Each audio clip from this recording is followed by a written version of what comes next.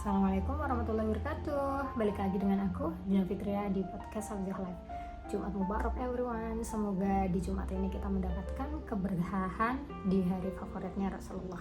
Jangan lupa sholawat dan baca Al-Kahfi. Oke, topik kali ini kita bakal bahas bagaimana cara menghadapi sesuatu yang di luar kontrol kita. Misalkan kita berusaha berbuat baik kepada orang lain, tapi respon mereka tidak baik.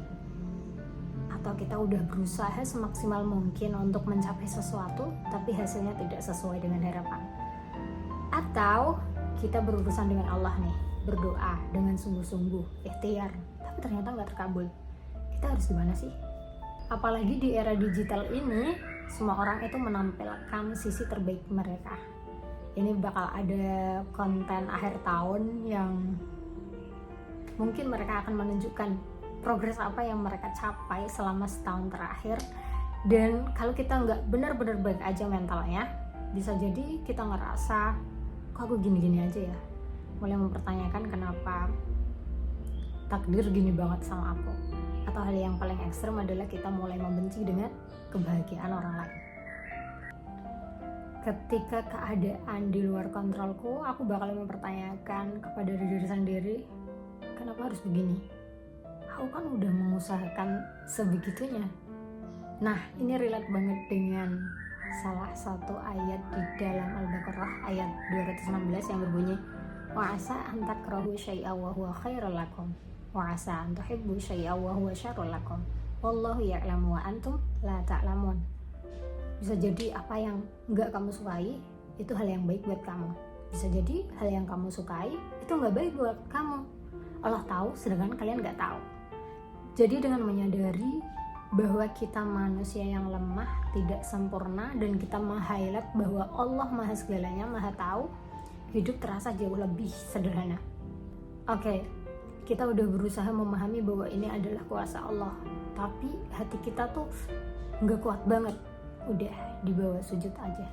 Nanti malam kita salat tahajud, langsung bersujud yang lama, memohon kepada Allah agar kita tuh paham atas situasi ini, diberikan pemahaman kenapa ini terjadi, sehingga hati kita tuh tenang, gak penasaran. 1-2 hari mungkin kita gak menemukan jawaban kenapa hal ini harus terjadi. Bisa jadi 1-2 tahun juga belum ada jawaban. Tapi yakinlah, tidak ada doa yang tertolak. Mungkin suatu hari nanti kita akan paham. Just doing your best sampai akhir. Yakinilah bahwa takdir yang saat ini kamu jalani adalah dari Sang Maha Cinta yang paling kita cintai. Jadinya apa sih yang gak bisa kita lakuin demi cinta? Terkadang apabila kita berada di titik terendah, ngerasa imannya lagi down banget, kita bakal punya pikiran untuk mendoakan orang lain yang telah menzalimi kita. Atau kalau kita nggak berdaya untuk membalaskan dendam itu, untuk mendoakan keburukan itu, mungkin bisa jadi kita malah nyalain Allah kenapa kita dikasih takdir dan situasi yang nggak nyaman ini. Aku rasa kamu bisa merubah mindset tersebut dengan menarik semua energi negatif itu, taruh aja ke kamu, lara hatinya, tanggung aja sendiri, kemudian gas salat tahajud, minta kepada Allah, ya Allah, hari ini aku merasa tidak nyaman dengan keadaan ini. Aku memaafkan mereka, aku mau berusaha untuk merelakan hal ini terjadi. Aku percaya segala takdirmu itu baik. Maka tolong peluklah aku, tenangkan aku, cintai aku, menangkan atas segala yang aku usahakan.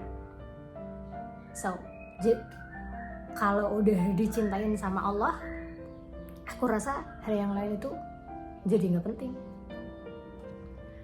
Atau dalam kasus bermedia sosial, kamu melihat kebahagiaan orang lain dan kamu ngerasa ini adalah hal yang setiap hari kalian doakan tapi belum tercapai. Daripada iri, daripada gak suka sama kebahagiaan orang lain, lebih baik kita angkat tangannya. Ya Allah, berikanlah aku kehidupan yang baik, kebahagiaan yang melimpah, sehingga aku tidak fokus dengan kebahagiaan orang lain. Allah yang akan membantu kita menyelesaikan semuanya. Jadi aku harap apapun masalah kalian, segeralah pulang, sholat, dan angkat tangan kalian ke atas. Dari aku yang gak sempurna, Assalamualaikum warahmatullahi wabarakatuh. Bye-bye.